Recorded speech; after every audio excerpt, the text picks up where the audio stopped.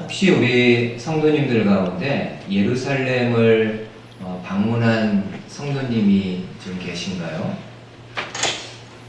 아마 없으신 것 같네요. 예루살렘을 여행하거나요, 그 다음에 이렇게 뭐 성지순례를 가게 되면은 많은 사람들이 꼭 가는 곳이 있다고 합니다. 그곳은 바로 비아 돌로로사라는 길입니다. 비아 돌로로사의 뜻은 십자가의 길, 고난의 길이라는 뜻인데, 예수님이 빌라도 총독으로부터 사형 선고를 받은 빌라도 법정에서부터 예수님이 십자가를 지고 골고다 언덕까지 올라가신 그 길, 그 경로를 이야기를 합니다. 비아 돌로로사는 총 길이가 한 800m 된다고 하고요. 14지점으로 이렇게 나누어져 있다고 합니다. 그리고 각각의 지점마다 예수님의 고난을 기념하는 교회들이 세워져 있다라고 이야기를 하고 있습니다. 여러분, 누가복음 23장에 보면은 예수님이 십자가를 지고 가는 장면이 나옵니다. 그때 많은 사람들이 예수님 옆이라든지 뒤를 이렇게 이제 따라가는데, 그 따라가는 사람들 중에 본인의 가슴을 치고 슬피 울면서 따라가는 여인들이 있습니다. 이 여인들이 우는 이유는 무엇일까요? 아마도 기본적으로 아무 죄가 없는 예수님이 비참한 모습을 가지고 이러한 고난을 받는 것에 대해서 정말 안타까운 마음을 가지고 우는 울음일 겁니다. 그때 예수님이 그 여인들을 향해서 이런 말씀을 하시게 됩니다. 비아 돌로로사 그 길의 중간에 그 지점이 있다고 하는데, 누가복음 23장에요. 예수님이 여인들에게 이렇게 말씀합니다. 한번 보세요. 예수께서 돌이켜 그들을 향하여 이르시되, 예루살렘의 딸들아, 나를 위하여 울지 말고 너희와 너희 자녀를 위하여 울라. 여러분, 여인들을 향한 예수님의 말씀 어떤 겁니까? 나를 위해 울지 말고 너희와 너희 자녀들을 위해서 울라. 어떤 의미일까요? 너희와 너희 자녀를 위해서 울라. 여러분, 지금 예수님이 십자가를 지시는 것은 예수님에게 어떤 죄가 있기 때문인가요? 그렇지 않습니다. 아무 죄가 없는 분이고, 신문했던 빌라도 총독조차도 이 예수에게서 아무런 죄를 찾지 못했다라고 증언하고 있습니다. 그럼에도 예수님이 이러한 고난의 십자가를 지시는 이유는 누구 때문에, 무엇 때문에 이런 십자가를 지시는 건가요? 한마디로 죄 때문입니다. 죄 때문. 세상 모든 사람들의 죄 때문에 이 험한 십자가를 지고 계십니다. 이에 예수님이 여인들에게 너희와 너희 자녀를 위해서 울라는 것은 나로 하여금 이렇게 비참한 십자가를 지게끔 만든 너희 안에 있는 죄에 대해서 울라는 말씀 아닐까요? 나를 위해 울지 말고 너희와 너희 자녀를 위해서 울라는 것은 나로 하여금 이렇게 비참한 십자가를 지게끔 만든 너희 안에 있는, 너희 속에 있는 죄에 대해서 울라는 말씀으로 받을 수 있습니다. 그러니까 지금 예수님은 여인들을 향해서 너희들이 다른 누구 이렇게 보지 말고 너희 마음속에 있는 너희의 죄를 살펴보라는 의미로 받아들일 수 있습니다. 여러분, 오늘 본문에서는 자기 자신을 살피지 못하는 안타까운 사울의 모습을 저희들이 좀 바라볼 수 있습니다. 지난번에 쭉 말씀 나눴죠. 하나님이 사무엘 선지자를 통해서 사울에게 이야기합니다. 아말렉을 쳐서 완전히 진멸할 것을 말씀합니다. 이건 여러분 명령이에요. 원어에도 명령어로 되어 있고, 아말렉을 쳐가지고 완전히 진멸해라. 어떤 거는 옵션이고 어떤 거는 필수 이런 게 아니라 그 말씀 자체가 완전한 명령체입니다. 근데 사울이 어떻게 합니까? 이 말씀에 온전히 순종하지 않고 아말렉 왕을 살려두고 아말렉 사람들이 가지고 있는 가축들 중에서 쓸모없어 보이는 거는 다 진멸했지만은 기름지고 좋은 것들은요, 솔직히 본인의 전리품으로 다 남겨두게 됩니다. 사무엘이 그 모습을 보고 사울에게 하나님의 마지막 최종적인 메시지를 전합니다. 내용이 어떤 겁니까? 왕이 당신이 하나님의 말씀을 버렸기 때문에 하나님도 당신을 버릴 것이라는 충격적인 마지막 메시지를 남기고 사무엘은 고향 땅 라마로 돌아갑니다. 그리고 사울도요, 이 힘든 말씀, 이 본인의 지금 왕권이 흔들리는 이야기잖아요. 다른 왕을 세우겠다라는 거죠. 이 힘든 이야기를 듣고 기브와 본인의 집으로 돌아갑니다. 근데 그 다음에요, 이 말씀이 있습니다. 한번 보세요. 35절에 사무엘이 죽는 날까지 사울을 다시 가서 보지 아니하였으니 이는 그가 사울을 위하여 슬퍼함이었고 여호와께서는 사울을 이스라엘 왕으로 삼으신 것을 후회하셨더라.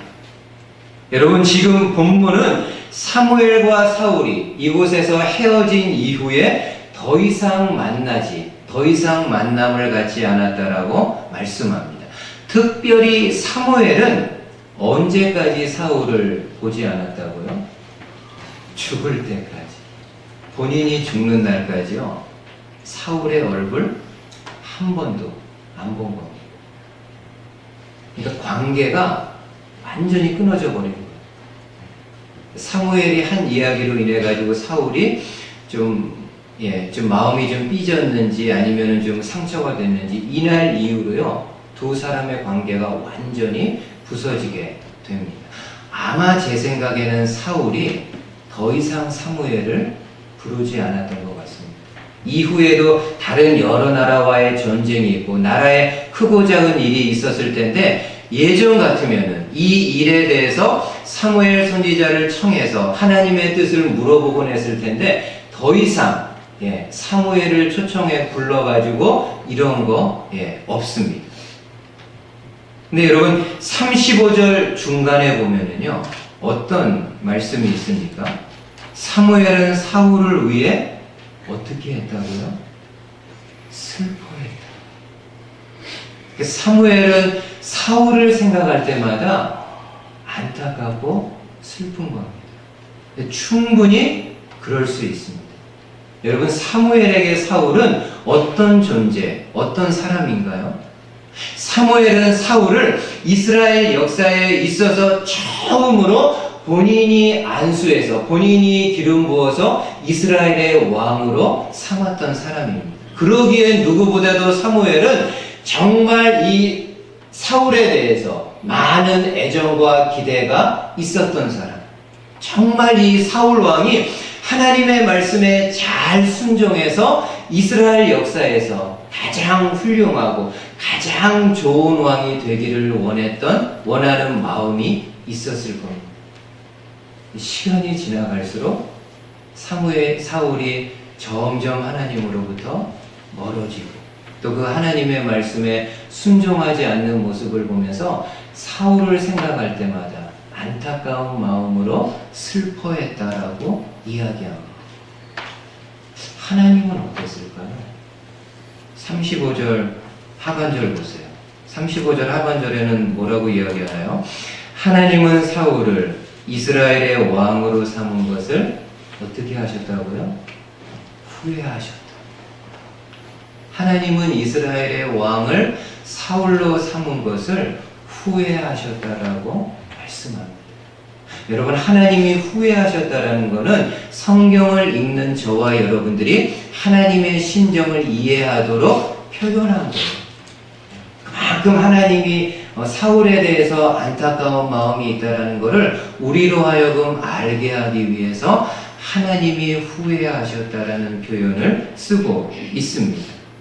이처럼 하나님과 사무엘은 사울을 생각하면은요, 참 안타깝고 슬픈 마음을 가지고 있습니다.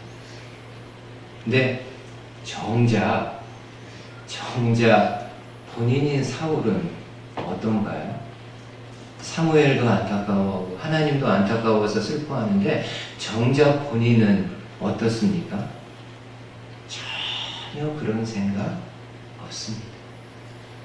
자기가 어떤 잘못을 했는지, 어떤 죄를 지었는지, 어떻게 하나님의 마음을 힘들게 했는지, 어떻게 선지자의 마음을 슬프게 만든, 본인은요 아무 그런 생각 그런 거 없습니다. 자기 자신에 대해서 돌아보거나 성찰하는 그런 모습을 가지고 있지 않습니다.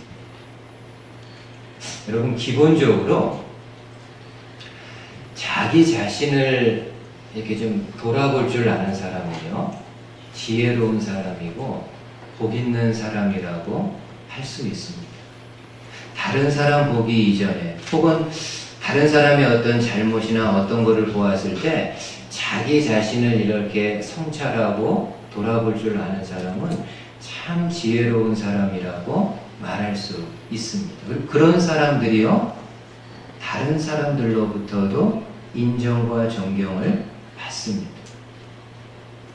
제가 한국에서 MA 과정에서 기독교 교육학을 공부할 때 2년 과정이잖아요. 많은 거는 다루지 못하는데 그 중에 장자크 루소의 교육 철학을 공부합니다. 에밀이라는 책을 가지고 공부를 했는데, 저는 개인적으로요, 제가 조금 못된 것도 있겠지만 개인적으로 루소의 에밀을 가지고 공부할 때는 거의 제가 솔직히 공감할 수 없었습니다.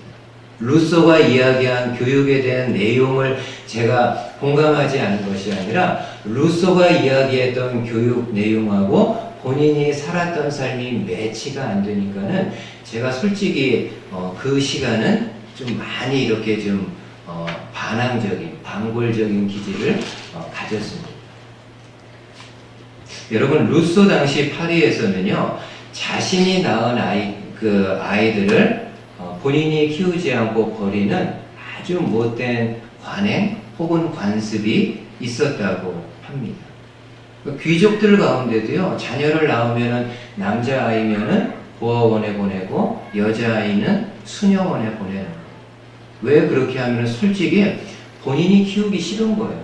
본인이 귀족으로서 누려야 될 좋은 많은 것들이 있는데 그 좋은 시간에 뭐 아이 키우느냐고 듣지다 이렇게 싫으니까는 고아원이나 수녀원 혹은 자기 종을 그냥 붙여가지고 이렇게 하는 경우가 많이 있습니다. 20년 동안 무려 10만 명의 아이들이 버려졌다고 하는데, 이는 그 당시 파리에서 태어난 신생아의 30% 이상에 달한다라고 이야기합니다. 어마어마한 숫자의 아이들이 부모 밑에서 자라나지 못하고 버려진 가운데 이렇게 자라나게 됩니다. 루소가요, 그런 사회적인 부조리, 사회적인 어떤 부패한 모습을 보면서 안타까운 마음으로 쓴 책이 에밀입니다. 이 에밀은 여러분 한마디로요, 어린이를 위한 교육 지침서입니다. 어떻게 이 자녀들, 어린아이들을 키워야 되는 거를 쭉 여러 단계로 나누어서 기록한 책입니다. 많은 사람, 특별히 식자층인 귀족들이 루소의 에밀을 읽고요, 많이 감동을 받은 거예요. 아, 이러면 안 되는구나. 이렇게 아이들을 방치하거나 버리면 안 되겠구나. 그래서 귀족들 가운데요, 본인이 낳은 아이들을 본인이 젖으로 수유해서 키우고 양육하는 그런 운동이 일어나게 됩니다. 아주 좋은 일을 루소가 했죠. 에밀이라는 책을 통해서. 근데 정작 본인은요, 그렇게 못했어요. 루소가 5명의 아이들을 낳았는데요, 모두 다 고아원에 보냈습니다. 그러니까 이 5명의 아이들은 아버지로부터 버림받은 가운데 평생을 불행한 삶을 살았다라고 역사에서 기록을 해주고 있습니다. 나중에 루소가 본인이 했던 거에 대해서 참여하는 마음으로 책을 쓰기는 썼지만은 그래도 그 나머지 5명의 아들, 자녀들은요, 평생 아버지에게, 부모에게 버려졌다라는 상실감을 가지고 불행한 삶을 살았다라고 이야기를 하고 있습니다. 다른 사람들을 위해서는 그렇게 좋은 책을 써가지고 계몽하고 가르치고 그 길을 바로잡았는데 정작 본인은요, 자기 자신을 돌아보지 못한다. 저는 그 이전에 루소의 이렇게 자서전을 읽어서 내용을 좀, 그런 내용이 좀 저한테는 좀 아주 안 좋게 바뀌었는지, MA 과정에서 루소의 에미를 다룰 때 별로 그렇게 마음에 와닿지가 않았습니다. 여러분들이라도 그러지 않으시겠어요? 그렇게 좋은 취지로 이야기했는데 본인은 정작 그러한 삶을 살지 않는다? 누가 그 이론의 힘을 얻을 수 있겠습니까? 근데 여러분, 바울은 시시때때로 자기 자신을 살피는 그런 사람입니다. 한번 고린도전서 이 말씀 보세요. 고린도전서 9장에 이렇게 이야기합니다. 내가 내 몸을 저 복종하게 함은 내가 남에게 전파한 후에 자신이 도리어 버림을 당할까 두려워함이로다. 내가 내 몸을 쳐서 복종케 한다. 여러분, 이 말은요, 바울이 자기 몸을 막 학대하는 그런 내용을 기록한 거 아닙니다.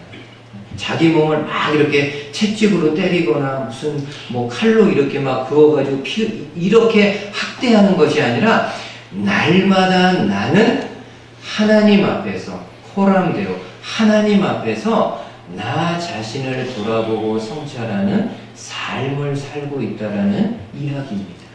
이렇게 하는 이유가 무엇입니까? 그 다음에 나오잖아.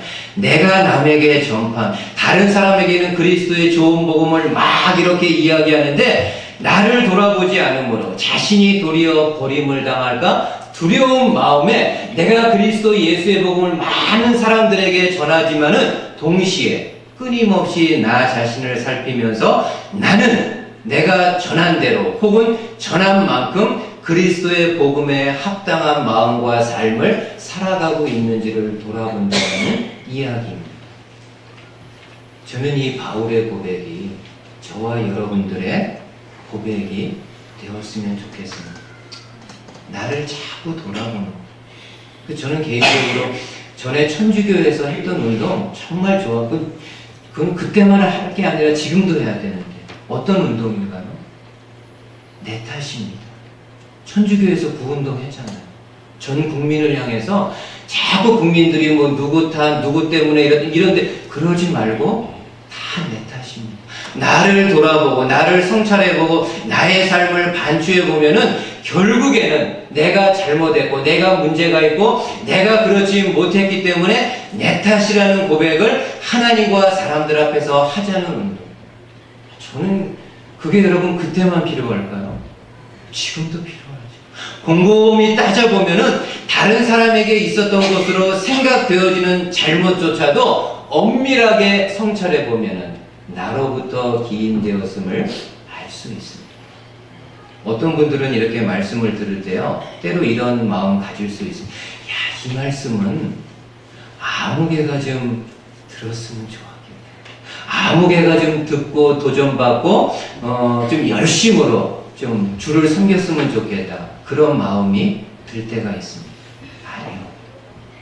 이 강단에서 선포되어지는 하나님의 말씀은 다른 누군가를 생각하라고 주는 말씀이 아니라요, 지금 여러분 개인에게 하나님이 주시는 말씀입니다. 이 말씀의 거울을 통해서 아무개야, 너의 마음을 비춰봐라. 이 말씀의 거울 앞에서 한 주간 동안 너의 삶을 비춰봐라.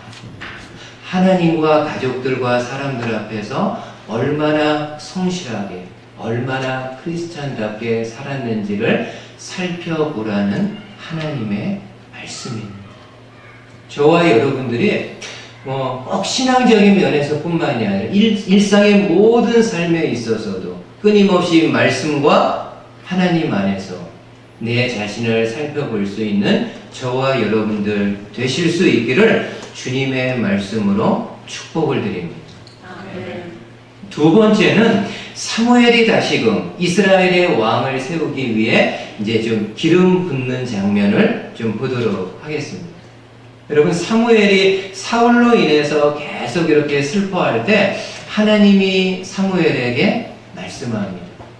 더 이상 사울로 인해서 힘들어하지 말고 이제는 일어나 내가 가지고 있는 뿔에 기름을 채워가지고 베들레헴으로 가라고 이야기를 합니다. 그 베들레헴에 이새라는 사람이 있는데 그 이새의 아들 중에서 한 명을 왕으로 세우겠다라고 말씀합니다. 그러자 사무엘이 하나님 앞에 좀 항변합니다. 하나님, 제가 어떻게 그리로 갈 수 있습니까? 그렇게 했다가는 사울이 나를 죽일 수 있습니다. 예, 맞는 이야기입니다. 여러분, 그 당시 사울에게요, 블랙리스트가 있었는데요. 지금으로 말하면 블랙리스트 영순위에 있는 사람은 사무엘이에요. 만약에 사무엘이 어느 지역에 가서 누군가에게 기름을 붓는다? 이거는 그를 왕으로 삼는 것이기 때문에 본인 입장에서는 반역이고 왕권이 흔들리는 이야기입니다. 그러니까 늘 사울이 사무엘을 사람을 붙였는지 어떻게 했는지 모르겠는데 늘 감시하는 그런 상황인데 지금 사무엘이 베들레헴에 가가지고 이러저러한 일을 하게 되면은 당연히 본인의 생명은 부지할 수 없다. 그때 하나님이요 사무엘에게 이렇게 말씀합니다. 한번 보세요. 16장 2절. 사무엘이 이르되 내가 어찌 갈 수 있으리이까 사울이 들으면 나를 죽이리이다 하니 여호와께서 이르시되 너는 암송아지를 끌고 가서 말하기를 내가 여호와께 제사를 드리러 왔다 하고 이새를 제사에 청하라. 내가 네게 행할 일을 가르치리니 내가 내게 알게 하는 자에게 나를 위하여 기름을 부을지니라. 사무엘이 이 말씀대로 암송아지를 데리고 베들레헴에 갔습니다. 근데 베들레헴의 장로들이요 다 두려워합니다. 다 두려워합니다. 왜냐하면 선지자가 왔다는 것은 둘 중에 하나입니다. 죄를 이야기하고 심판하기 위해서, 다른 하나는 이 성읍을 축복하기, 둘 중에 어느 건지를 모르니까는 베들레헴의 장로들이 불안해합니다. 그러자 사무엘이 말합니다. 내가 이곳에 온 것, 여러분들에게 온 것은 평강을 위함입니다. 하나님께 제사드리기 위함입니다. 함께 성결하게 준비해서 제사합시다. 그러면서 이새와 그의 아들들도 성결케 한 후에 이 제사에 참여할 것을 청합니다. 그리고 사무엘이 베들레헴에서 제사를 지낼 때 이새와 그 아들들이 다 이렇게 옵니다. 사무엘이 유심히 봅니다. 한 명 한 명을 이렇게 봅니다. 처음으로 보았던 이새의 아들이 엘리압이라는 아들입니다. 사무엘이 딱 보니까는 그 용모라든지요, 그 신장, 키 이런 게 누가 보더라도 왕감입니다. 자기 눈에 보기에 이게 보자마자 하나님이 만나게 하셨구나 해가지고 기름 부으려는 이렇게 마음을 가질 때 하나님이 속으로 말씀해 주십니다. 사무엘아, 내 눈에 보이는 용모나 키 이런 거 보지 마라. 내가 이 사람을 버렸다. 아니다. 그래서 쭉쭉쭉 계속 이제 사무엘이 이렇게 봅니다. 근데 볼 때마다요 하나님의 응답은 아니다. 이 사람 아니다. 다 본 거예요. 이새가 데리고 온 아들들 다 봤는데 없습니다. 그래서 사무엘이 아버지 이새에게 물어봅니다. 여기 있는 아들들이 다냐고. 그러자 이새가 이야기합니다. 막내 아들이 있는데 지금 들에서 양을 지키고 있기 때문에 이곳에 데려오지 못했다. 사무엘이 급히 사람을 보내서 그 아들을 데려오십시오. 그 막내 아들 이곳에 오지 않는 이상은 내가 음식을 같이 먹지 않겠다라고 이야기합니다. 막내 아들 데이비드, 다윗이 왔습니다. 사무엘이 이렇게 다윗을 딱 보는 순간요, 하나님이 사무엘의 마음에 이야기합니다. This is the one. 이 사람이 바로 그 사람이다. 이 사람이 바로 내가 왕으로 삼으려고 하는 사람이다. 일어나 기름을 부으라고 이야기를 하게 됩니다. 여러분, 이 말씀에서요, 이 과정에서 아주 중요한 거 하나 저희들 알 수 있습니다. 처음에 사무엘이 이새의 아들 엘리압을 봤을 때 너무 용모도 준수와 그 체격이 왕처럼 보였기 때문에 기름을 부으려고 했을 때 하나님이 그에게 이런 말씀을 하십니다.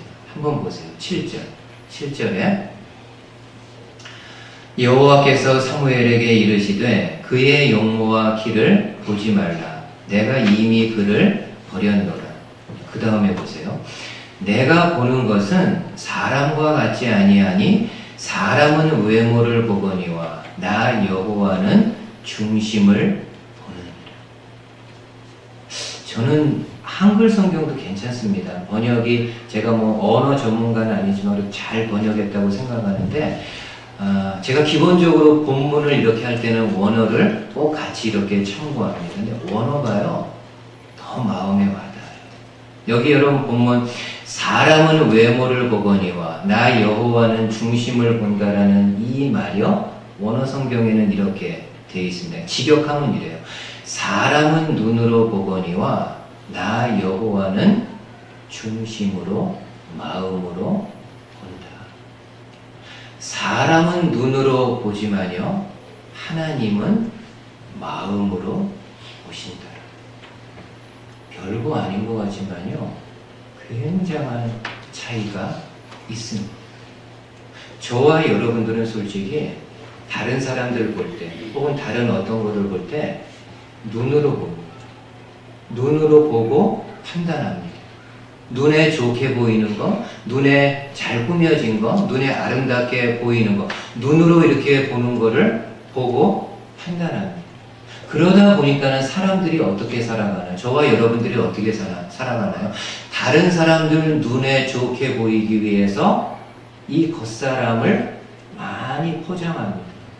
화장도 좀 과도하게 하고, 그 다음에 옷도 가능하면은 명품 입으려고 하고, 들고 다니는 가방도 웬만하면은 좋은 거 이렇게 하려고 하고, 그리고 백화점 갈 때는 아무렇게나 안 가고 좋은 옷 입고 저희 어머니는 그래요. 별로 옷도 없는데 어디 간만에 백화점 한번 간다 그러면은 있는 옷 없는 옷 다 꺼내가지고 그렇게 해서 가시려고 하는. 왜 그렇습니까? 거기 백화점 직원들한테 무시 안 당하려고. 무시 안 당하려고. 그러니까 저와 여러분들이 살아갈 때 다른 사람들 눈에 들게 하기 위해서 많이 겉사람을 치장합니다. 겉사람이 그 뭐 스펙이라든지 뭐 좋은 이런 거 다 그렇게 나쁜 거는 아니고요. 그렇게 합니다. 근데 하나님은 말씀합니다. 나는 누군가를 볼 때 아무데야 눈으로 보지 않고 마음으로 본다. 마음으로 보신다라는 거는요, 그 상대방의 어디를 관심 있게 보신다라는 건가요? 마음을 보시겠다는 거예요. 외모가 어떤지, 뭘 입었는지, 뭘 치장했는지, 어떤 스펙을 가지고 이런 거를 하나님이 보시는 것이 아니라 나는 내 마음으로 너의 마음이 어떤지를 보겠다라는 거예요. 여러분, 지금 하나님이 다윗을 택한 이유가 뭔가요? 물론 다윗이 오늘 말씀에도 보면은 얼굴이 준수하고 잘생긴 그런 것도 있습니다. 그러나 사도행전에서는요, 분명히 이야기를 합니다. 하나님이 다윗을 택한 이유는요, 내 마음에 합한 사람이기 때문에. 용모가 준수했기 때문이 아니라, 능력이 출중했기 때문이 아니라, 다윗을 보니까 하나님이 내 마음에 합한 사람이기 때문에 그를 이스라엘의 왕으로 삼았다라고 이야기를 하고 있습니다. 그럼 여러분, 한 가지 분명한 답이 나왔어요. 이거는 분명한 답이 나왔습니다. 저와 여러분들이 비록 이 세상에서 살고 있지만은 하나님 안에서, 신앙 안에서 살고 있는 사람이라고 한다면은 그 하나님의 마음에 들기 위해서 하나님이 그래도 조금이라도 사용하고 관심 있게 보실 수 있는 사람이 되기 위해서는 어디에 더 관심을 가져야 될까요? 겉사람이 아니고요, 속사람. 내 마음을 좀 더 아름답게 가꾸는 이 마음에 있는 속사람을 좀 더 하나님의 말씀과 경계와 교훈으로 이 속사람을 조금 더 조금씩 아름답게 가꾸어 나가는. 마지막으로 베드로 사도가요, 이 하나님의 마음을 우리에게 전해줍니다. 베드로전서 3장 한번 마지막 보세요. 이 말씀은 그 당시 여인들을 향해서 한 말씀인데 여인들에게만 해당되겠습니까? 우리 모두에게 해당되는 말씀입니다. 한번 보세요. 너희의 단장은 머리를 꾸미고 금을 차고 아름다운 옷을 입는 외모로 하지 말고 오직 마음에 숨은 사람. 마음에 숨은 사람은 뭔가요? 내 속사람이죠. 내 마음을 이야기하는 겁니다. 오직 마음에 숨은 사람을 온유하고 안정한 심령에 썩지 아니할 것으로 하라. 이는 하나님 앞에서 어떤 거라고요? 값진. 이 값진 거라는 그 헬라어 원어의 뜻은요, 점수를 매긴다는 거예요, 하나님이. 근데 이 점수가 어떤 거냐면요, 값진 거라는 건 지금으로 이야기하면은 A 플러스를 하나님이 준다라는 거예요. 어떤 사람에게요?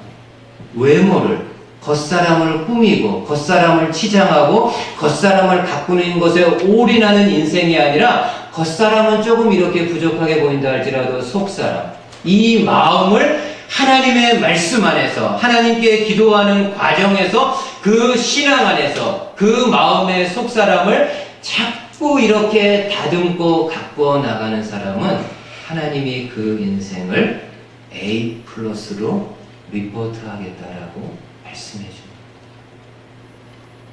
성도 여러분, 그렇다고 제가 뭐 우리가 그냥 겉은 그냥 거지처럼 그냥 그렇게 지내라는 거 결코 아니고 잘 예쁘게 꾸며야죠. 근데 그만큼 얼마나 내가 내 마음에 대해서는 관심이 있는가, 얼마나 내 마음은 그렇게 좋은 것으로 채우고 있는지. 막 손에 옷에는 막 그냥 값진 막 것들 막 이렇게 막 치장하고 하는데 정말 내 속사람은 얼마나 귀한 것들로 이렇게 옷 입히고 채워주고 있는지. 혹시 그렇지는 않을까요? 겉은 굉장히 화려하고 아름다운 모습인데 속사람은 너덜너덜한 거지의 모습은 아니에요.